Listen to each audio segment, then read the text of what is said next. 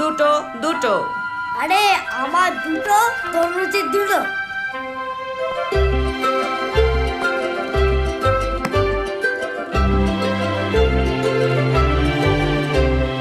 গরম fish fry করবি কি ট্রাই?